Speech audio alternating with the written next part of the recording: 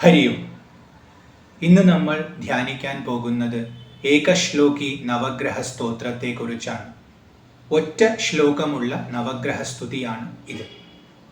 നമ്മുടെ ജീവിതത്തെ സ്വാധീനിക്കുന്ന സൂക്ഷ്മ ശക്തികളെയാണ് നമ്മൾ ഗ്രഹങ്ങൾ എന്ന് വിളിക്കുന്നത്. സൂക്ഷ്മമായി നിരീക്ഷിച്ചാൽ പ്രധാനമായും ഇങ്ങനത്തെ 9 ശക്തികൾ ഉണ്ടെന്ന് ഗ്രഹിക്കാൻ സാധിക്കും. ഈ 9 ശക്തികളെയാണ് നവഗ്രഹങ്ങൾ എന്ന് നമ്മൾ വിളിക്കുന്നത്. എന്നാൽ യഥാർത്ഥത്തിൽ ഇങ്ങനെ നമ്മൾ അനുഭവിക്കുന്ന 9 ശക്തികളും ഒരേ ഈശ്വരൻ്റെ തന്നെ പല ഭാവങ്ങളാണ്. അതായത് ഈ 9 ശക്തികളായി 9 ഭാവങ്ങളിൽ ശോഭിക്കുന്നത് ഒരേ ചൈതന്യമാണ്. ആ ചൈതന്യമാണ് സർവേശ്വരൻ. അപ്പൊ ആ ഏകസ്വരൂപം പലതായിട്ട് ശോഭിക്കുകയാണ്, നമ്മുടെ ജീവിതത്തിൽ പലതായിട്ട് അഭിവ്യക്തമാവുകയാണ് എന്ന ബോധത്തോടെ വേണം നവഗ്രഹങ്ങളെ സ്തുതിക്കാൻ. അപ്പോൾ ഇവിടെ പലതുണ്ട് എന്നുള്ള തെറ്റിദ്ധാരണ നമുക്കുണ്ടാവുകയില്ല. ഒരേ ഒരു ചൈതന്യമേ ഉള്ളൂ. ആ ചൈതന്യത്തിന്റെ സ്വാധീനം 9 വിധത്തിൽ നമ്മൾ അനുഭവിക്കുന്നത് കൊണ്ട് 9 ഗ്രഹങ്ങളായി 9 ശക്തികളായി നമ്മൾ ആ ഒരേ ചൈതന്യത്തെ സ്തുതിക്കുന്നു. ആ ഒരു ഭാവത്തോട് വേണം ഈ സ്തോത്രത്തിലേക്ക് പ്രവേശിക്കാൻ. ഈ 9 ഗ്രഹങ്ങളുടെയും അനുഗ്രഹമാണ് നമ്മൾ ഇവിടെ ചോദിക്കുന്നത്. ഓരോ ഗ്രഹത്തിൽ നിന്നും അവർക്ക് സ്വാധീനമുള്ള മേഖലയിലുള്ള അനുഗ്രഹം വാങ്ങി നമ്മുടെ ജീവിതത്തെ സാർത്ഥകമാക്കുക എന്ന ലക്ഷ്യമാണ് ഇത് ജപിക്കുന്നതിലൂടെ നമ്മൾ നിറവേറ്റുന്നത്. അപ്പോൾ നമുക്ക് ഈ സ്തോത്രത്തിലേക്ക് പ്രവേശിക്കാം. അതിലെ വരികൾ ചൊല്ലി അതിൻ്റെ അർത്ഥത്തെ ചെറുതായിട്ടൊന്ന് ധ്യാനിക്കാൻ ശ്രമിക്കാം. ഓം ശ്രീ ഗണേശായ നമഃ. അഥ ശ്രീ ഏകശ്ലോകി നവഗ്രഹ സ്തോത്രം. ആരോഗ്യം പ്രദദാതു നോ ദിനകരഃ ചന്ദ്രോ യശോ നിർമ്മലം ഭൂതിം ഭൂമിസുതോ സുധാംശുതനയഃ പ്രജ്ഞാം ഗുരുർ ഗൗരവം കാവ്യഃ കോമലവാഗ്വിലാസമതുലം മന്ദോ മുദം സർവദാ രാഹുർ ബാഹുബലം വിരോധശമനം കേതുഃ കുലസ്യോന്നതിം. ഇതാണ് സ്തോത്രം. ഇവിടെ നഹ് പ്രദദാതു എന്നാണ് പ്രധാനമായ വരി. ബാക്കിയെല്ലാം ഗ്രഹങ്ങളുടെ പേരും അനുഗ്രഹവുമാണ്. അപ്പോൾ ഓരോ ഗ്രഹത്തോടും ആ പേര് വിളിച്ച് ഇന്ന ഇന്ന അനുഗ്രഹം ചോദിക്കുകയാണ്. ഇവിടെ നഹ് എന്ന പദം ഞങ്ങൾക്ക് എന്ന അർത്ഥമാണ് ധ്വനിക്കുന്നത്. അതായത് ഒരു കൂട്ടമായി ഇരുന്നിട്ടാണ് ഈ സ്തോത്രം ജപിക്കേണ്ടത്. ഒരു കുടുംബത്തിലുള്ള എല്ലാവരും ഒരുമിച്ചിരുന്ന് ഈ സ്തോത്രം ജപിക്കണം. അതുകൊണ്ടാണ് നഹ് എന്ന് ഞങ്ങൾക്ക് എന്ന ബഹുവചനം ഇവിടെ വരാൻ കാരണം. ഇനി കുടുംബത്തിൽ എല്ലാവർക്കും ജപിക്കാൻ പറ്റുന്നില്ലെങ്കിൽ ജപിക്കുന്നവർ കുടുംബത്തിനു വേണ്ടിയാണ്. അപ്പം എല്ലാവരെയും ഉൾപ്പെടുത്തി വേണം ജപിക്കാൻ. ആ രീതിയിലാണ്, കാരണം ഇവിടെ ബഹുവചനമാണ് ഉപയോഗിച്ചിട്ടുള്ളത്. അപ്പോൾ ഞങ്ങൾക്ക് പ്രദദാതു. ദദാതു എന്ന് പറഞ്ഞാൽ നൽകിയാലും. അവിടെ പ്ര എന്ന ഉപസർഗം കൂടി ചേർത്തത് കൊണ്ട് വളരെ നന്നായി നൽകിയാലും എന്നർത്ഥം വന്നു. നന്നായി നൽകിയാലും എന്ന് പറഞ്ഞാൽ ഞങ്ങൾക്ക് നിങ്ങളുടെ അനുഗ്രഹം ആവശ്യമാണ്. നിങ്ങളിൽ നിന്നും ഞങ്ങൾ 9 കാര്യങ്ങൾ ചോദിക്കാൻ പോവുകയാണ്. ഇങ്ങനെ ചോദിക്കുന്ന 9 കാര്യങ്ങളും ഞങ്ങൾക്ക് എപ്പോഴാണ് ആവശ്യം വരിക, എങ്ങനെയാണ് അത് ഉപയോഗപ്പെടുത്തേണ്ടത്, ഇതൊന്നും ഞങ്ങൾക്കറിയില്ല. എത്ര അളവിൽ കിട്ടിയാലാണ് ആ അനുഗ്രഹം ഗുണപ്രദമാവുക, ഇതൊന്നും ഞങ്ങൾക്കറിയില്ല. പക്ഷേ ഇവരിലൂടെ എല്ലാം പ്രവർത്തിക്കുന്ന ഈശ്വരനായ അവിടുന്ന് എല്ലാം അറിയുന്നവനാണ്. അപ്പോൾ ഏതേത് ഭാവത്തിൽ വിളിച്ച് ഞങ്ങൾ അനുഗ്രഹം ചോദിക്കുകയാണെങ്കിലും അതത് ഭാവത്തിൽ ഞങ്ങളെ അനുഗ്രഹിക്കുന്ന സമയത്ത് ഞങ്ങൾക്ക് എത്രയാണോ ആവശ്യം, എത്ര അനുഗ്രഹം കിട്ടിയാലാണോ ഗുണം ചെയ്യുക, അത്രയും അനുഗ്രഹത്തെ കൃത്യമായി പ്രദാനം ചെയ്താലും. അപ്പം ആ വ്യക്തത വരുത്താൻ വേണ്ടിയാണ് പ്രദദാതു എന്നെടുത്ത് പറയുന്നത്. അപ്പം ഞങ്ങൾക്ക് പ്രദാനം ചെയ്താലും. ഇനി ഓരോ ഗ്രഹത്തിൻ്റെയും പേര് പറഞ്ഞ് അവരിൽ നിന്നും ഓരോന്ന് പ്രദാനം ചെയ്താലും എന്ന് അർത്ഥിക്കുകയാണ്. ആദ്യമായി വിളിക്കുന്നത് ദിനകര നഹ് ആരോഗ്യം പ്രദദാതു എന്നാണ്. ദിനകര, ദിനത്തെ രചിക്കുന്നവൻ. ദിനം ആരംഭിക്കുന്നത് സൂര്യൻ ഉദിക്കുമ്പോഴാണ്. സൂര്യൻ അസ്തമിക്കുമ്പോൾ ദിനം അവസാനിക്കുന്നു, രാത്രി ആരംഭിക്കുന്നു. അതുകൊണ്ട് ദിനത്തെ രചിക്കുന്നവൻ എന്ന അർത്ഥത്തിൽ ദിനകരൻ എന്ന് സൂര്യനെ വിളിക്കുന്നു. ആ സൂര്യനെയാണ് 9 ഗ്രഹങ്ങളിൽ ആദ്യത്തെ സ്ഥാനം കൽപ്പിച്ചിട്ടുള്ളത്. ആ സൂര്യനെയാണ്. ആ സൂര്യനായി ശോഭിക്കുന്ന ഭഗവാനോട് പ്രാർത്ഥിക്കുകയാണ് ഞങ്ങൾക്ക് ആരോഗ്യത്തെ പ്രദാനം ചെയ്താലും. സൂര്യൻ ശരീരത്തെയാണ് സ്വാധീനിക്കുന്നതെന്ന് പറയും.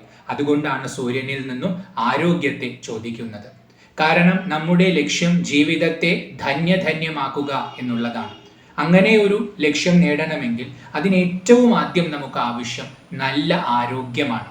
കാരണം നല്ല രീതിയിൽ പ്രവർത്തിക്കാൻ നമുക്ക് സാധിക്കണം. അങ്ങനെ പ്രവർത്തിച്ചു കഴിഞ്ഞാൽ വരുന്ന സുഖങ്ങളെ നല്ല രീതിയിൽ അനുഭവിക്കാനും നമുക്ക് സാധിക്കണം. ഇത് രണ്ടും സാധിക്കണമെങ്കിൽ ആരോഗ്യം കൂടിയേ തീരും. ആരോഗ്യമുണ്ടെങ്കിലേ പ്രവർത്തിക്കാൻ പറ്റൂ, ആരോഗ്യമുണ്ടെങ്കിലേ ഫലങ്ങളെ അനുഭവിക്കാൻ പറ്റൂ. അപ്പോൾ ഇത് രണ്ടും ചെയ്യാനായിട്ട് ഞങ്ങളുടെ ശരീരത്തിന് ആവശ്യമുള്ള ആരോഗ്യത്തെ പ്രദാനം ചെയ്താലും, അപ്പോൾ പ്രദദാതു എന്ന് പറയുമ്പോൾ എത്ര ആരോഗ്യമാണോ ആവശ്യം അത് കൃത്യമായ അളവിൽ അങ്ങ് നൽകുക. കാരണം ആരോഗ്യത്തെക്കുറിച്ചുള്ള ബോധമൊന്നും ഞങ്ങൾക്കില്ല. ശരീരത്തിന്റെ നില യഥാർത്ഥത്തിൽ എങ്ങനെയുള്ളതാണ്, എങ്ങനെ നിന്നാലാണ് ശരീരത്തിന് ഗുണം എന്നൊന്നും ഞങ്ങൾക്കറിയില്ല. അപ്പോൾ അങ്ങ് അത് മനസ്സിലാക്കി ഞങ്ങളെ അനുഗ്രഹിക്കുക. അപ്പോൾ ആരോഗ്യത്തിന് വേണ്ടതായ എന്തെങ്കിലും പ്രവൃത്തികൾ ഞാൻ ചെയ്യേണ്ടതുണ്ടെങ്കിൽ അതെന്നെ കൊണ്ട് ചെയ്യിക്കുക. അങ്ങനെ എൻ്റെ ചുറ്റുപാടുകളെയും നല്ല രീതിയിൽ സ്വാധീനപ്പെടുത്തി എൻ്റെ ആരോഗ്യത്തെ വർദ്ധിപ്പിക്കുക. അങ്ങനെ വേണ്ടുന്ന എല്ലാ അനുഗ്രഹങ്ങളും ആരോഗ്യ സംബന്ധമായിട്ട് ദിനകരനായ സൂര്യൻ എനിക്ക് പ്രദാനം ചെയ്യട്ടെ, ഞങ്ങൾക്ക് പ്രദാനം ചെയ്യട്ടെ എന്നാണ് ആദ്യം പ്രാർത്ഥിക്കുന്നത്. അപ്പോൾ ദിനകര നോ പ്രദദാതു ആരോഗ്യം. അപ്പോൾ നല്ല ആരോഗ്യമുള്ള ശരീരം കിട്ടി. ഇനി അത് കഴിഞ്ഞ് രണ്ടാമതായി ചന്ദ്രനോട് പ്രാർത്ഥിക്കുകയാണ്. സൂര്യൻ കഴിഞ്ഞാൽ പിന്നെ ചന്ദ്രനാണ്. അപ്പൊ ചന്ദ്രനോട് പറയുന്നു, ചന്ദ്രോ യശോ നിർമ്മലം നഹ് പ്രദദാതു. ഈ നഹ് പ്രദദാതു എന്നുള്ളത് എല്ലാത്തിനോടും ചേർന്ന് വായിക്കണം. അപ്പൊ ഞങ്ങൾക്ക് നൽകിയാലും ആര്? ചന്ദ്രൻ. എന്ത്? നിർമ്മലമായ യശസ്സിനെ. യശസ് എന്ന് പറഞ്ഞാൽ സൽകീർത്തിയാണ്. അപ്പൊ ഞങ്ങൾക്ക് സൽകീർത്തിയെ നൽകിയാലും. എങ്ങനെയുള്ള സൽകീർത്തിയാണ്? നിർമ്മലമായ, ഒരല്പം പോലും കളങ്കമില്ലാത്ത സൽകീർത്തിയെ ഞങ്ങൾക്ക് പ്രദാനം ചെയ്താലും. ആരോടാണ് പറയുന്നത്? ചന്ദ്രനോട്. ചന്ദ്രൻ എന്ന ഭാവത്തിൽ ശോഭിക്കുന്ന ഈശ്വരൻ നമ്മുടെ മനസ്സിനെയാണ് സ്വാധീനിക്കുന്നത്. സൂര്യൻ ശരീരത്തെ സ്വാധീനിക്കുന്നു, ചന്ദ്രൻ മനസ്സിനെ സ്വാധീനിക്കുന്നു. അപ്പൊ ചന്ദ്രനോട് പ്രാർത്ഥിക്കുമ്പോൾ മനസ്സിനു വേണ്ടിയുള്ള പ്രാർത്ഥനയാണ്.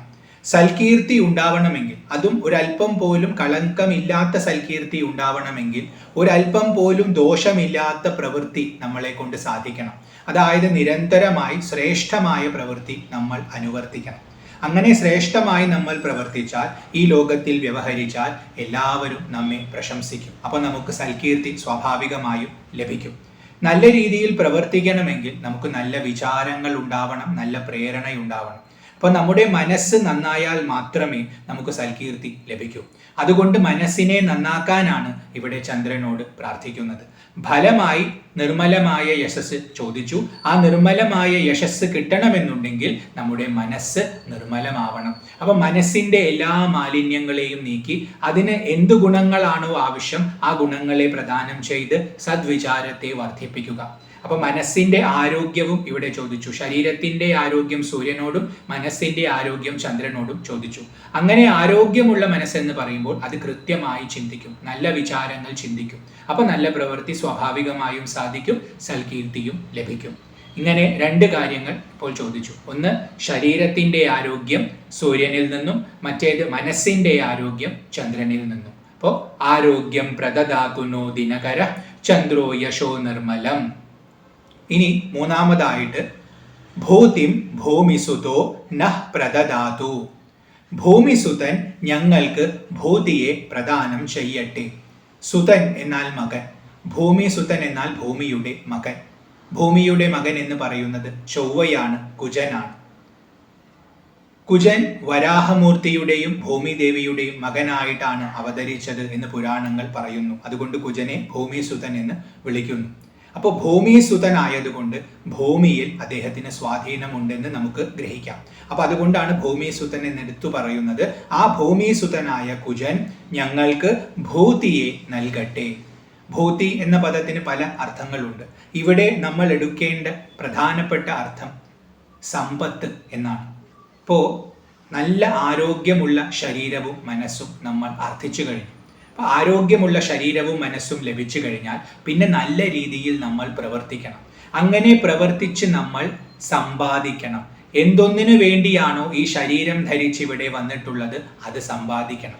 അപ്പൊ അത് ആവശ്യത്തിന് സമ്പാദിക്കാനുള്ള ശേഷിയാണ് ഇവിടെ ഭൂമിസുതനായ കുജനോട് ചോദിക്കുന്നത്. അപ്പൊ കുജന്റെ അനുഗ്രഹം ഉണ്ടായാൽ നമുക്ക് ഭൂതി ലഭിക്കും. അതുകൊണ്ട് കുജനോട് പറയുകയാണ്, ഭൂതിയെ ഞങ്ങൾക്ക് പ്രദാനം ചെയ്താലും നല്ല സമ്പത്തിനെ നൽകിയാലും. ഇവിടെ സമ്പത്ത് എന്ന് പറയുമ്പോൾ എന്തൊന്നിനു വേണ്ടിയാണോ നമ്മൾ ജനിച്ചത് അത് നേടുക. അപ്പൊ അവിടെ നമ്മുടെ വാസനകളെ മുഴുവൻ തീർക്കാനുള്ള ഭോഗങ്ങളും വന്നു, ആ സമ്പത്ത്, ആ ഐശ്വര്യം വന്നു, കൂടാതെ അതിനെല്ലാം അതിക്രമിച്ചു നിൽക്കുന്ന മോക്ഷവും വന്നു. അപ്പൊ അതുകൊണ്ട് ഭൂതിയെ ഞങ്ങൾക്ക് പ്രദാനം ചെയ്യുക. അപ്പോൾ ഇങ്ങനെ ശരീരത്തിന്റെ ആരോഗ്യം ആദ്യം സമ്പാദിച്ചു, അത് കഴിഞ്ഞ് മനസ്സിന്റെ ആരോഗ്യം സമ്പാദിച്ചു, പിന്നീട് സമ്പന്നതയെ നേടി. അതായത് ഒരുപാട് ഭൂതിയെ നമ്മൾ നേടുകയാണ് കുജന്റെ അനുഗ്രഹത്തോടു കൂടി. ഇങ്ങനെ 3 അനുഗ്രഹങ്ങൾ കിട്ടിക്കഴിഞ്ഞ് പിന്നീട് ചോദിക്കുകയാണ് സുധാംശു തനയ പ്രജ്ഞാം. ഇവിടെ ഭൂതി എന്ന പദത്തിന് അന്തസ് എന്നൊരർത്ഥവും വരുന്നുണ്ട്. അപ്പൊ നമ്മൾ ഒരുപാട് സമ്പന്നരായി കഴിഞ്ഞാൽ സമൂഹത്തിൽ നമുക്കൊരു സ്ഥാനമുണ്ടാവും. അതായത് ആഗ്രഹിക്കുന്നത് മുഴുവൻ നേടിയെടുക്കുന്ന ആൾക്കാർക്ക് സമൂഹത്തിൽ ഒരു സ്ഥാനമുണ്ടാവും. ആ സ്ഥാനത്തെയും ഇവിടെ ഭൂതി എന്ന പദം കൊണ്ട് സൂചിപ്പിച്ചു. കുജൻ അതിനെയും സ്വാധീനിക്കുന്നുണ്ട്. അപ്പോൾ നല്ല ആരോഗ്യമുള്ള ശരീരം സൂര്യൻ തരുന്നു, അതിൽ നല്ല ആരോഗ്യമുള്ള മനസ്സിനെ ചന്ദ്രൻ തരുന്നു, അതിലൂടെ നല്ല പ്രവൃത്തി ചെയ്ത് സമ്പത്തിനെയും അന്തസ്സിനെയും നമുക്ക് കുജൻ നൽകുന്നു. അത് കഴിഞ്ഞ് സുധാംശു തനയനോട് പ്രജ്ഞയെ ചോദിക്കുകയാണ്, ഞങ്ങൾക്ക് പ്രജ്ഞയെ നൽകിയാലും. തനയൻ എന്ന് പറഞ്ഞാൽ മകൻ, സുതൻ, പുത്രൻ എന്നാണ് അർത്ഥം. സുധാംശു, അതിൽ സുധ എന്ന് പറഞ്ഞാൽ അമൃതം, അംശു എന്നാൽ കിരണങ്ങൾ. അപ്പൊ അമൃത സമാനമായ കിരണങ്ങൾ ഉള്ളവൻ സുധാംശു, അതായത് ചന്ദ്രൻ. ചന്ദ്രന്റെ തനയൻ, മകൻ, അതായത് ബുധൻ. ചന്ദ്രന്റെയും താരയുടെയും മകനാണ് ബുധൻ. അപ്പൊ ബുധനോട് പറയുകയാണ് സുധാംശു തനയ പ്രജ്ഞാം ന പ്രദദാതു, ഞങ്ങൾക്ക് പ്രജ്ഞയെ ദാനം ചെയ്താലും. പ്രജ്ഞ എന്ന് പറഞ്ഞാൽ ബുദ്ധിയാണ്.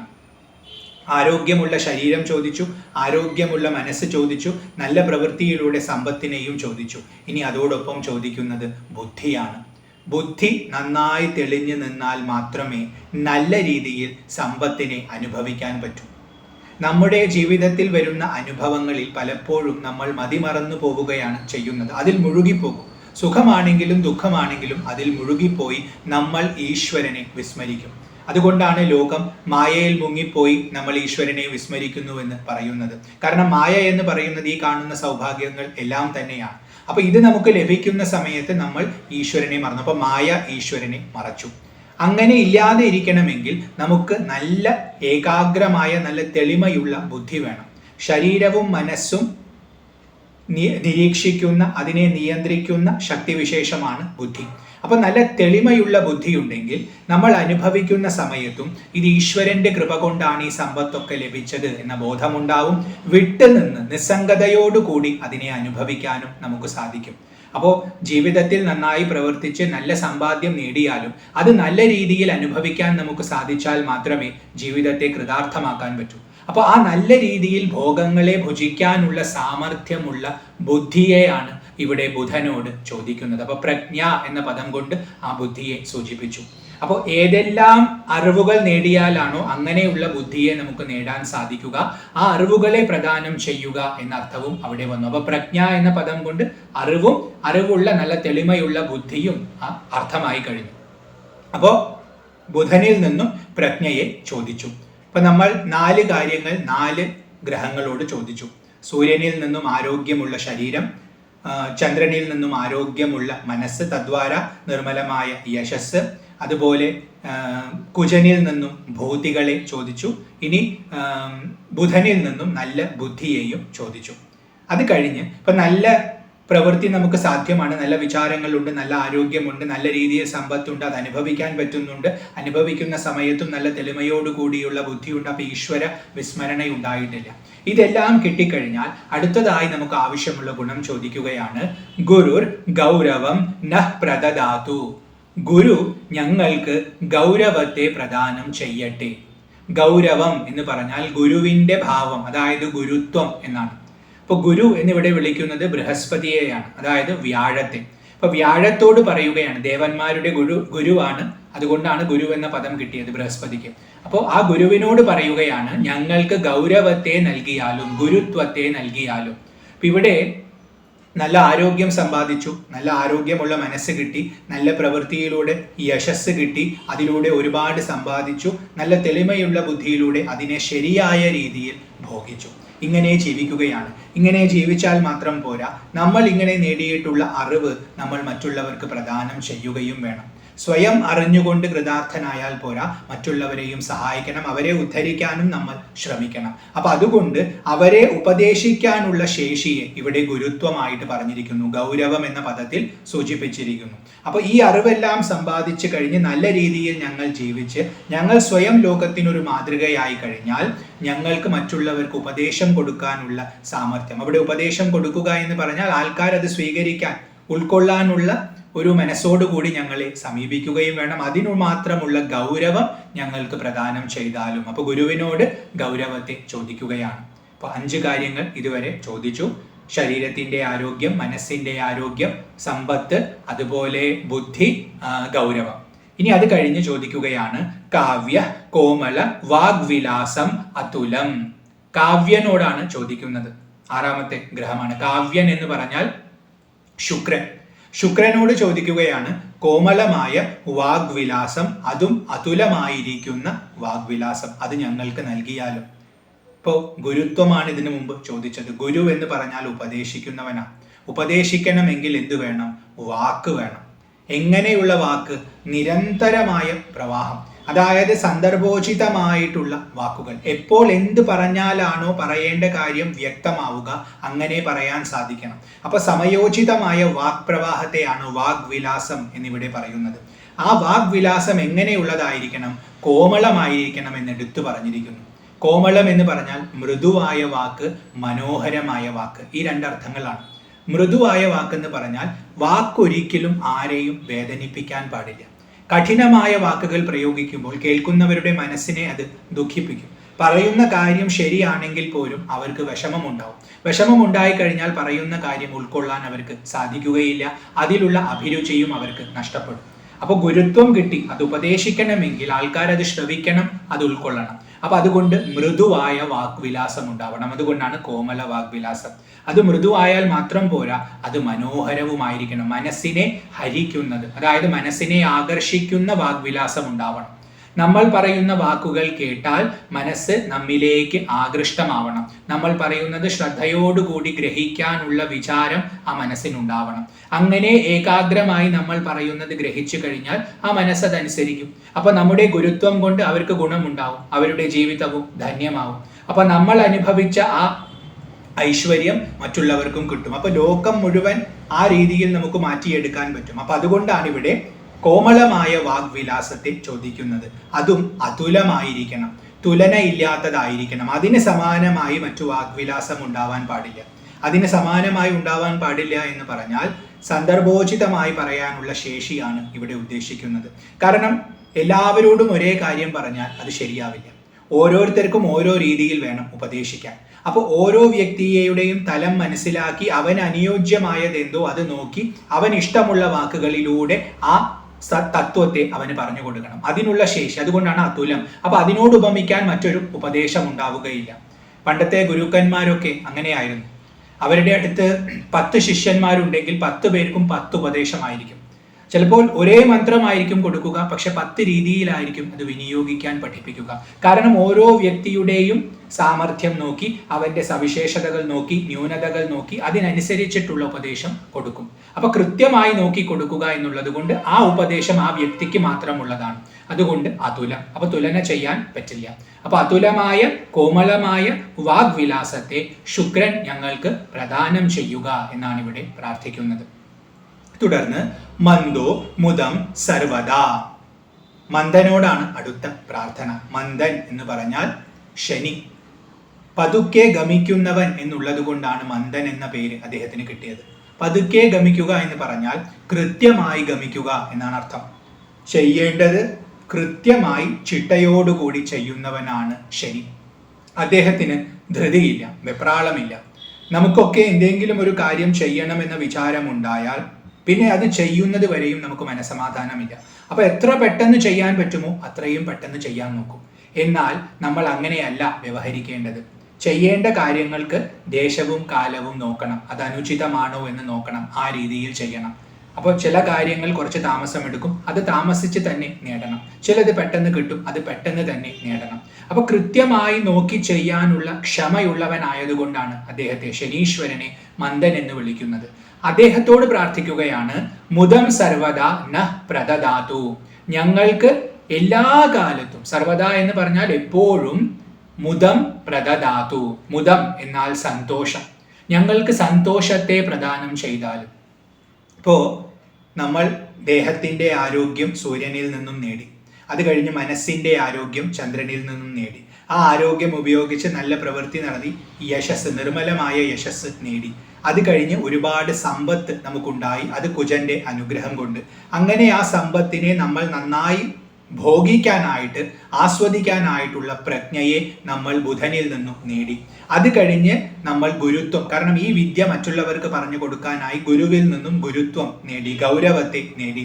അത് കഴിഞ്ഞ് അത് നല്ല രീതിയിൽ പറഞ്ഞു കൊടുക്കാനായി കോമളവും അതുലവുമായ വാഗ്വിലാസത്തെ ശുക്രനിൽ നിന്നും നേടി. ഇതെല്ലാം കഴിഞ്ഞ് നമ്മളിപ്പോൾ മന്ദനോട് സന്തോഷത്തെ ചോദിക്കുകയാണ്. നമ്മളിപ്പോൾ ജീവിക്കുകയാണ്. ഈ ജീവിതത്തിൽ നമുക്ക് പല അനുഭവങ്ങളും വരും. ഈ വരുന്ന അനുഭവങ്ങളിലൊക്കെ നമുക്ക് ആത്മവിസ്മൃതി ഉണ്ടാവാം. അപ്പൊ നല്ല തെളിമയുള്ള ബുദ്ധി വേണം, പ്രജ്ഞ വേണം എന്ന് ചോദിച്ചു. തെളിമയുള്ള ബുദ്ധി ഉണ്ടെങ്കിൽ എന്താ ഗുണം? സ്വരൂപബോധം നിലനിർത്താൻ നമുക്ക് സാധിക്കും. അതായത് മനസ്സ് ദുഃഖിക്കുന്ന സമയത്തും ബുദ്ധിക്ക് ദുഃഖമില്ലാതെ നിൽക്കാൻ പറ്റും. അപ്പൊ അങ്ങനെ തെളിമയുള്ള ബുദ്ധി വളർത്തിക്കഴിഞ്ഞാൽ നമ്മുടെ ജീവിതത്തിൽ വരുന്ന അനുഭവങ്ങളെല്ലാം മനസ്സിനെ ദുഃഖിപ്പിക്കുന്ന സമയത്തും ദുഃഖം അനുഭവിക്കാതെ നിഷ്പക്ഷമായി നിൽക്കാനുള്ള സാമർഥ്യം നമുക്ക് വരും. അങ്ങനെ ഒരു സാമർഥ്യം വന്നു കഴിഞ്ഞാൽ നമ്മൾ മനസ്സിനെ പഠിപ്പിക്കുന്ന ഒരു പാഠമുണ്ട്. അതായത് വരുന്ന അനുഭവങ്ങളെല്ലാം ഈശ്വരന്റെ ഇച്ഛ കൊണ്ടാണ് വരുന്നത്. ഇവിടെ 9 ഭാവങ്ങളായിട്ട് പറഞ്ഞിട്ടുള്ള ശക്തികളും ഒരേ ഈശ്വരന്റെ 9 ഭാവങ്ങളാണ്. ആ ഈശ്വരന്റെ ഇച്ഛ കൊണ്ടാണ് ഇവിടെ നടക്കുന്ന കാര്യങ്ങളൊക്കെ നടക്കുന്നത്. അപ്പോൾ ജീവിതത്തിൽ ഉണ്ടാവുന്ന അനുഭവങ്ങളെ മുഴുവൻ ഈശ്വരന്റെ പ്രസാദമായിട്ട് സ്വീകരിക്കാൻ നമ്മൾ മനസ്സിനെ പരിശീലിപ്പിക്കണം. ബുദ്ധിക്ക് തെളിമ വന്നു, ബുദ്ധി മാറി നിൽക്കുകയാണ്, പക്ഷെ മനസ്സിന് അപ്പോഴും വികാരമുണ്ട്. അപ്പോൾ ആ മനസ്സിനെ നമ്മൾ ട്രെയിൻ ചെയ്യിക്കുകയാണ്. കാരണം മനസ്സിനെ ചിന്തിക്കാതെ, വികാരമില്ലാതെ ലോകത്തിൽ വ്യവഹരിക്കാൻ പറ്റില്ല. ലോകത്തിൽ വ്യവഹരിക്കണമെങ്കിൽ മനസ്സ് കൂടിയേ തീരൂ. അപ്പൊ ആ മനസ്സിന് നമ്മൾ ഇവിടെ സന്തോഷത്തെ കൊടുക്കാനായിട്ട് ശനിയോട് പ്രാർത്ഥിക്കുകയാണ്. അതായത് വരുന്നതിനെ മുഴുവൻ ഈശ്വരപ്രസാദമായിട്ട് കാണാൻ മനസ്സിന് സാമർഥ്യം ഉണ്ടാവട്ടെ. അപ്പൊ മനസ്സ് എപ്പോഴും സന്തോഷിക്കും. എന്ത് കിട്ടിയാലും അത് ഈശ്വരപ്രസാദമാണ്. അപ്പൊ ഇവിടെ പ്രസാദം എന്ന് പറയുമ്പോൾ നമ്മൾ ചെയ്തിട്ടുള്ള കർമ്മങ്ങളുടെ ഫലമാണ് ഈശ്വരൻ നൽകുന്നത്. ഈശ്വരൻ നിഷ്പക്ഷനാണ്. അദ്ദേഹത്തിന് നമ്മളോട് പ്രത്യേകിച്ച് ഇഷ്ടമോ അനിഷ്ടമോ ഇല്ല. അപ്പൊ നമ്മൾ ചെയ്ത കർമ്മഫലങ്ങൾ നമുക്ക് നൽകുന്നത് എന്തിനു വേണ്ടിയാണ്? അത് ഭുജിച്ചു കഴിഞ്ഞാൽ ആ ഫലം തീർന്നു. അപ്പൊ കർമ്മത്തിൽ നിന്നും ശാശ്വതമായ മോചനം കിട്ടണമെങ്കിൽ കർമ്മഫലങ്ങളെ അനുഭവിച്ച് തീർക്കണം. അപ്പൊ അനുഭവിച്ച് തീർന്നുകൊണ്ട് നമ്മെ മുക്തനാക്കാൻ വേണ്ടിയാണ് ഈശ്വരൻ നൽകുന്നത്. അപ്പൊ ആ നൽകുന്ന അനുഭവങ്ങൾ അത് സുഖപ്രദമാണെങ്കിലും ദുഃഖപ്രദമാണെങ്കിലും ഈശ്വര പ്രസാദം തന്നെയാണ്. കാരണം ആത്യന്തികമായ ക്ഷേമത്തിനു വേണ്ടിയുള്ളതാണ്. ആ ബോധത്തോടെ അതിനെ സ്വീകരിക്കാൻ മനസ്സിനെ പാകപ്പെടുത്തുക എന്നുള്ളതാണ് ഇവിടെ മന്ദോ മുദം സർവദാ. ഒന്നുകൂടിയും സൂക്ഷ്മമായി നോക്കിയാൽ നമുക്ക് ആത്മബോധം സിദ്ധിക്കട്ടെ എന്ന പ്രാർത്ഥനയും അവിടെയുണ്ട്. കാരണം ആത്മാവിന്റെ സ്വരൂപമാണ് ആനന്ദം. അപ്പൊ നല്ല തെളിമയുള്ള ബുദ്ധി കിട്ടി മനസ്സിനെ ശാന്തമാക്കി ആത്മസാക്ഷാത്കാരത്തിനായി കൊണ്ട് ശനീശ്വരൻ ഞങ്ങളെ അനുഗ്രഹിക്കട്ടെ എന്ന പ്രാർത്ഥനയായിട്ടും ഇതിനെ എടുക്കാം. ഒന്ന്, ലോകത്തിൽ വ്യവഹരിക്കുമ്പോൾ മനസ്സിന് വേണ്ടുന്ന പക്വത, ആ ക്ഷമ അതിന് കൊടുത്ത് വരുന്നതിനെ എല്ലാം ഈശ്വരപ്രസാദമായി സ്വീകരിച്ച് സന്തോഷിക്കാൻ സാധിക്കട്ടെ എന്നൊരർത്ഥവും, മറ്റേത് മനസ്സിനെ തരണം ചെയ്ത് ബുദ്ധിക്ക് ലയം വരുത്തി ആത്മസാക്ഷാത്കാരം സിദ്ധിച്ചുകൊണ്ട് പരമാനന്ദം അനുഭവിക്കാൻ ശനീശ്വരൻ അനുഗ്രഹിക്കട്ടെ എന്ന് രണ്ടാമത്തെ അർത്ഥവും എടുക്കാം. അങ്ങനെ നമ്മൾ 7 ഗ്രഹങ്ങളോട് 7 കാര്യങ്ങൾ ചോദിച്ചു. ഇനി 8ാമത്തെ ഗ്രഹത്തോട് ചോദിക്കുകയാണ്. രാഹുർ ബാഹുബലം വിരോധ ശമനം. രാഹുവിന്റെ അടുത്ത് ചോദിക്കുകയാണ്. രാഹുവാണ് 8ാമതായി ചോദിക്കുന്നത്. അദ്ദേഹത്തോട് പറയുകയാണ്, നഹ ബാഹുബലം വിരോധ ശമനം പ്രദദാതു. ഞങ്ങൾക്ക് നൽകിയാലും. എന്താണ് നൽകേണ്ടത്? ബാഹുബലം. ബാഹു എന്നാൽ കൈകൾ. കൈകൾക്ക് നല്ല ബലമുള്ള കൈകളെ ഞങ്ങൾക്ക് നൽകിയാലും. എന്തിനു വേണ്ടിയാണ്? വിരോധ ശമനം. വിരോധം എന്ന് പറഞ്ഞാൽ ശത്രുത. മറ്റുള്ളവർക്ക് ഞങ്ങളോട് ശത്രുത തോന്നാം. ഇവിടെ 2 രീതിയിലാണ് ഈ പദത്തെ നമ്മൾ വ്യാഖ്യാനിക്കേണ്ടത്. ഒന്ന്, നല്ല രീതിയിൽ നമ്മൾ ജീവിക്കുന്ന സമയത്ത്, സദ്ഗുണ സമ്പന്നരായിട്ട് നമ്മൾ ജീവിക്കുന്ന സമയത്ത് ദുർഗുണമുള്ള ആൾക്കാർക്ക് നമ്മുടെ നേർക്ക് ശത്രുതാഭാവം തോന്നാം. ഇപ്പൊ അസുരന്മാർക്ക് ദേവന്മാരുടെ നേർക്ക് തോന്നുന്ന ആ ശത്രുതാഭാവം, അങ്ങനെയുള്ള ശത്രുതാഭാവം അവർക്ക് തോന്നിയാൽ അതില്ലാതെയാകണമെങ്കിൽ അവർക്ക് നമ്മളെ എതിർക്കാൻ പറ്റില്ല എന്ന വിചാരം അവർക്കുണ്ടാവണം.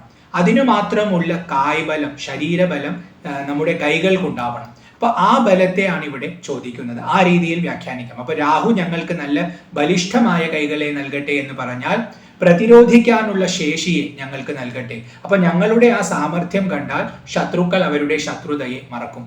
അപ്പൊ മഹാവിഷ്ണുവിനോട് ശത്രുതയുള്ള പല ആൾക്കാരും ഭഗവാൻ അവതരിച്ചു കഴിഞ്ഞാൽ ആ ശത്രുതയെ ഉപേക്ഷിക്കും. കാരണം അവർക്ക് മോക്ഷം കിട്ടും. മഹാവിഷ്ണുവിന്റെ ശക്തി അത്രയുമാണ്. അപ്പൊ ആ പ്രഭാവം നമുക്കും ഉണ്ടായാൽ നമ്മൾ ആ രീതിയിൽ പ്രവർത്തിക്കുമ്പോൾ ശത്രുതാഭാവം ശത്രുക്കൾ വെടിയും. ഇങ്ങനെ ഒരർത്ഥം. ഇനി രണ്ടാമത്തെ അർത്ഥം, നമ്മുടെ പ്രവൃത്തി, ഇപ്പൊ നമ്മൾ കൈകൊണ്ട് പ്രവർത്തിക്കുകയാണല്ലോ, പ്രവർത്തന ശേഷിയാണ് കൈയിന്റെ ബലം സൂചിപ്പിക്കുന്നത്. അപ്പൊ നമ്മുടെ പ്രവൃത്തി ആർക്കും വിരുദ്ധമായി ഭവിക്കാതെ ഇരിക്കട്ടെ. അതായത് നമ്മുടെ പ്രവൃത്തി കൊണ്ട് ആർക്കും നമ്മളോട് വിരോധം തോന്നാതിരിക്കട്ടെ. അപ്പൊ അവരുടെ വിരോധത്തെ ശമിപ്പിക്കുന്നതായ പ്രവൃത്തിയാകട്ടെ നമ്മുടെ കൈകൾ ചെയ്യുന്നത് എന്നർത്ഥവും വന്നു. ആദ്യത്തതിൽ ആൾക്കാർക്ക് ശത്രുതയുണ്ട്. ആ ഉള്ളവരുടെ ശത്രുതയെ കുറയ്ക്കാനുള്ള സാമർഥ്യം കൈകൾക്ക് നൽകിയാലും, രണ്ടാമത്തെ തലത്തിൽ നോക്കുമ്പോൾ നമ്മുടെ പ്രവൃത്തി വളരെ നല്ല പ്രവൃത്തിയാവണം. ആ പ്രവൃത്തി കൊണ്ട് ആർക്കും നമ്മളോട് ശത്രുത തോന്നാൻ പാടില്ല. കൂടുതൽ ഉദാത്തമായ അർത്ഥം രണ്ടാമത്തെ അർത്ഥമാണ്. പക്ഷെ രണ്ടും വരും. കാരണം നമ്മളോട് ശത്രുത ആൾക്കാർക്ക് തോന്നിയെന്നും വരാം. അപ്പൊ അങ്ങനത്തെ സമയത്ത് ആ ശത്രുതയെ ശമിപ്പിക്കാനായിട്ടുള്ള സാമർഥ്യം നമ്മുടെ കൈകൾക്ക് നൽകിയാലും അഥവാ നമ്മുടെ പ്രവൃത്തികൾക്ക് നൽകിയാലും, അപ്പൊ നമ്മുടെ സാമർഥ്യത്തെ സൂചിപ്പിക്കുകയാണ് ഇവിടെ ബാഹുബലം. ഇതായിരുന്നു എട്ടാമത്തെ പ്രാർത്ഥന. രാഹുർ ബാഹുബലം വിരോധ ശമനം. ഇപ്പൊ വിരോധത്തെ ശമിപ്പിക്കുന്നതായിട്ടുള്ള ബാഹുബലത്തെ രാഹു ഞങ്ങൾക്ക് പ്രദാനം ചെയ്യട്ടെ. പ്രദദാതു നഃ. അവസാനമായി ഒമ്പതാമത്തെ ഗ്രഹത്തോട് ചോദിക്കുകയാണ്, കേതു കുലസ്യ ഉന്നതിം നഃ പ്രദദാതു. കേതു എന്ന ഗ്രഹം ഞങ്ങൾക്ക് ഞങ്ങളുടെ കുലത്തിന് ഉന്നതിയെ പ്രദാനം ചെയ്താലും, കുലത്തിന്റെ ഉന്നതിയെ ഞങ്ങൾക്ക് പ്രദാനം ചെയ്താലും. കുലത്തിന്റെ ഉന്നതി, ഉന്നതി എന്ന പദം രണ്ട് രീതിയിൽ വ്യാഖ്യാനിക്കാം. ഒന്ന് അഭിവൃദ്ധിയാണ്, വർധനവാണ്. അപ്പൊ ഞങ്ങളുടെ കുലം വർദ്ധിക്കട്ടെ എന്ന് പറഞ്ഞാൽ സൽസന്താന ലബ്ധി ഉണ്ടാവട്ടെ എന്നാണ്, വംശം തുടരട്ടെ. അപ്പോൾ ഞങ്ങൾ സ്വയം ശ്രേഷ്ഠരായി ഭവിച്ച് ആ സംസ്കാര സമ്പന്നരായി തീർന്ന് അങ്ങനെ ജീവിച്ച് ആ സംസ്കാരം പകർന്നു കൊടുക്കാനായി. അതുകൊണ്ടാണല്ലോ സനാതന ധർമ്മം എന്ന് പറയുന്നത്. കാലാകാലം തുടർന്നുകൊണ്ടേയിരിക്കണം ധർമ്മം. അപ്പൊ അങ്ങനെ ധർമ്മത്തെ പടർത്താനായിട്ട് വംശം അഭിവൃദ്ധമാകട്ടെ, പുതിയ തലമുറ ഉണ്ടാവട്ടെ, അവർക്ക് ഈ സംസ്കാരം ലഭിക്കട്ടെ, അവരും ശോഭിക്കട്ടെ, അവരത് തുടർന്ന് കൊണ്ടുപോകട്ടെ. അങ്ങനെ ഈ വംശ പരമ്പര നിലനിൽക്കട്ടെ എന്നുള്ള പ്രാർത്ഥന കുലസ്യ ഉന്നതി എന്ന പദത്തിലെടുക്കാം. ഇനി ഉന്നതി എന്ന ശബ്ദത്തിന് ഉയർച്ച എന്നർത്ഥമുണ്ട്. അപ്പൊ കുലത്തിന് ഉയർച്ചയുണ്ടാവട്ടെ എന്ന് പറഞ്ഞാൽ നമ്മുടെ പ്രവൃത്തി കൊണ്ട് നമ്മുടെ കുലത്തിന് ഉയർച്ചയുണ്ടാവണം.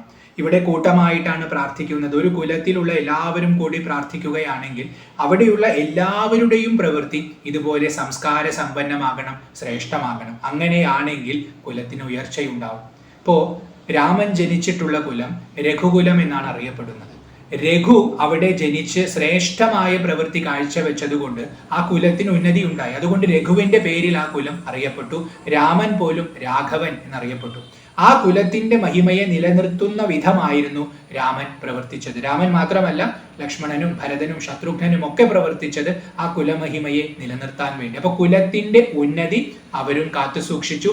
അതിന് കൂടുതൽ വർധനവ് അവരുണ്ടാക്കി കൊടുത്തു. അപ്പൊ ആ രീതിയിലും നമ്മുടെ പ്രവൃത്തിയെ ശ്രേഷ്ഠമാക്കി നമ്മുടെ കുലത്തിന്റെ മഹിമയെ വർദ്ധിപ്പിക്കുക, അതിന് ഉയർച്ചയുണ്ടാക്കുക എന്നർത്ഥത്തിലും കുലസ്യ ഉന്നതിം എന്ന പദം വ്യാഖ്യാനിക്കാം. അപ്പോൾ വംശാഭിവൃദ്ധി ഉണ്ടാവട്ടെ എന്നും അതുപോലെ നമുക്ക് ഉന്നതി ഉണ്ടാവട്ടെ, നമുക്ക് ഉയർച്ചയുണ്ടാവട്ടെ എന്നർത്ഥത്തിലും വ്യാഖ്യാനിക്കാം. ഇനി മറ്റൊരു രീതിയിലും നോക്കാം. നമ്മളിവിടെ ഗുരുത്വം ചോദിക്കുകയുണ്ടായി. അപ്പൊ നമ്മൾ സ്വയം നല്ല രീതിയിൽ ജീവിച്ചു, ഈ കാര്യങ്ങളൊക്കെ ഉൾക്കൊണ്ടു, അതിനനുസരിച്ച് അത് മനസ്സിലാക്കി മറ്റുള്ളവർക്ക് പറഞ്ഞു കൊടുക്കുകയാണ്. അപ്പൊ അവിടെ പറഞ്ഞു കൊടുക്കുമ്പോൾ അവിടെ ഒരു പരമ്പര ഉണ്ടാവുന്നുണ്ട്. അത് ഗുരു ശിഷ്യ പരമ്പരയാണ്. അപ്പൊ അവിടെ ശിഷ്യരുടെ അഭിവൃദ്ധി ഉണ്ടാവട്ടെ, ധാരാളം ശിഷ്യരുണ്ടാവട്ടെ എന്ന പ്രാർത്ഥനയും കുലസ്യ ഉന്നതിം എന്ന പദം കൊണ്ടെടുക്കാം. അതായത് നമ്മൾ നല്ല രീതിയിൽ ജീവിച്ചു, നമ്മുടെ മക്കൾക്കൊക്കെ പറഞ്ഞു കൊടുത്തു എന്നർത്ഥവും, നമ്മുടെ അടുത്ത് ഇത് ചോദിച്ച് ഇത് അർത്ഥിച്ചു വരുന്ന ആൾക്കാർക്കും നമ്മൾ ഇത് പറഞ്ഞു കൊടുത്ത് ഒരുപാട് ശിഷ്യന്മാരെ സമ്പാദിച്ചു. അപ്പൊ നമ്മുടെ അറിവിനെ നമ്മൾ അവർക്ക് പ്രദാനം ചെയ്ത് അവരിലും നമ്മൾ ശ്രേഷ്ഠതയെ ആ പരമ്പരയായിട്ട് നമ്മൾ നിലനിർത്തി. ആ രീതിയിലും കുലസ്യ ഉന്നതിം എന്ന് പറയാം. കാരണം ഗുരുകുലം എന്നൊരു പ്രയോഗം തന്നെ ഉണ്ടല്ലോ. അപ്പൊ ആ രീതിയിലും അത് വ്യാഖ്യാനിക്കാം. ഗൃഹസ്ഥാശ്രമ ഭാവത്തിൽ നോക്കുമ്പോൾ വംശത്തിന്റെ അഭിവൃദ്ധി എന്നും, സന്യാസാശ്രമ ഭാവത്തിൽ നോക്കുമ്പോൾ ഗുരുകുലത്തിന്റെ അഭിവൃദ്ധി എന്നും അവിടെ വ്യാഖ്യാനിക്കാം. ഇങ്ങനെ ഒരു വ്യക്തിയുടെ ജീവിതത്തെ സാർത്ഥകമാക്കുന്ന പ്രാർത്ഥനയാണ് നമ്മളിവിടെ നടത്തിയത്. 9 ഗ്രഹങ്ങൾ, 9 ഭാവങ്ങൾ, അവരോട് 9 കാര്യങ്ങൾ ചോദിച്ചു. അവയിലൂടെ എല്ലാം ശോഭിക്കുന്നത് ഒരേ ചൈതന്യമാണെന്നുള്ള ബോധത്തോടെ. അപ്പൊ നമുക്ക് കൂടുതൽ വ്യക്തത വരും. കാരണം ഇതെല്ലാം ഈശ്വരനാണ്, എല്ലാ അനുഗ്രഹവും ആ ഒരേ ഈശ്വരൻ തന്നെയാണ് നൽകുന്നത്. ഭേദബുദ്ധി വേണ്ട. അങ്ങനെ വേണം ഇത് ജപിക്കാൻ. അപ്പൊ ഈ സ്തോത്രം ഒന്നും കൂടി ചൊല്ലാം, ശ്രദ്ധയോടുകൂടി കേൾക്കുക. ആരോഗ്യം പ്രദദാതു നോ ദിനകര ചന്ദ്രോ യശോ നിർമ്മലം ഭൂതിം ഭൂമിസുതോ സുധാംശു തനയ പ്രജ്ഞാം ഗുരുർഗൗരവം കാവ്യ കോമലവാഗ്വിലാസമതുലം മന്ദോ മുദം സർവദാ രാഹുർബാഹുബലം വിരോധശമനം കേതുഃ കുലസ്യോന്നതിം. ഇതി ഏകശ്ലോകി നവഗ്രഹസ്തോത്രം സമാപ്തം. അങ്ങനെ ഒറ്റ ശ്ലോകത്തിൽ രചിച്ചിട്ടുള്ള ഈ നവഗ്രഹസ്തുതി ഇവിടെ സമ്പൂർണമായി. ഓം തത്സത്. വളരെ ചെറിയ ഒരു സ്തോത്രമാണ്, ഒറ്റ ശ്ലോകമേ ഉള്ളൂ. വളരെ ലളിതമായ സ്തോത്രവുമാണ്, അർത്ഥം പെട്ടെന്ന് ഗ്രഹിക്കാവുന്നതാണ്. അപ്പോൾ ഈശ്വരൻ 9 ഭാവത്തിൽ നമ്മുടെ ജീവിതത്തിൽ സ്വാധീനം ചെലുത്തുന്നു എന്ന ബോധത്തോടെ, ആ ഈശ്വരനെ ഉപാസിക്കുകയാണ് എന്ന ഭാവത്തോടെ ഈ സ്തോത്രം ജപിച്ച് ഈ 9 അനുഗ്രഹങ്ങളെയും സമ്പാദിച്ച് സാർത്ഥകമായ ഒരു ജീവിതത്തെ നേടാനുള്ള ഭാഗ്യം ആ പരമേശ്വരൻ, ആ സർവേശ്വരൻ എല്ലാവർക്കും പ്രദാനം ചെയ്യട്ടെ എന്ന് പ്രാർത്ഥിച്ചുകൊണ്ട് ഈ സ്തോത്രത്തിന്റെ എളിയ വ്യാഖ്യാനം ആ എല്ലാ ഗ്രഹങ്ങളുടെയും അധിപനായിരിക്കുന്ന നാരായണന്റെ തൃപ്പാദങ്ങളിൽ സമർപ്പിക്കുന്നു. കൃഷ്ണ, ഗുരുവായൂരപ്പ, നാരായണ. ഹരി ഓം.